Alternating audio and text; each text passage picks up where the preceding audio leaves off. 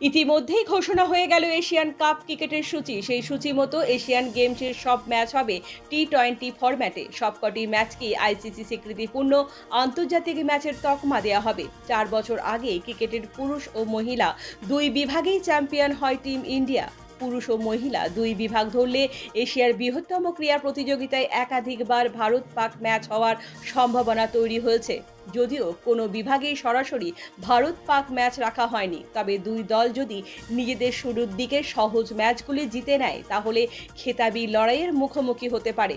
আগেই ঘোষণা করা হয়েছিল এশিয়ান গেমসের সব ম্যাচ হবে টি-20 ফরম্যাটে।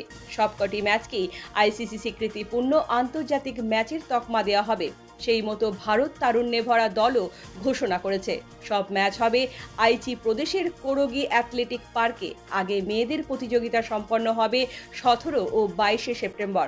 ছেলেদের ম্যাচ হবে 24 সেপ্টেম্বর থেকে 1 অক্টোবর পর্যন্ত। এশিয়ার কাপ ক্রিকেটের সূচি ঘোষণা হতেই ক্রিকেট প্রেমীদের মধ্যে একটা আলাদা উৎসাহ উদ্দীপনা প্রত্যক্ষ করা যায়। ব্যুরো রিপোর্ট, পজিটিভ বার্তা।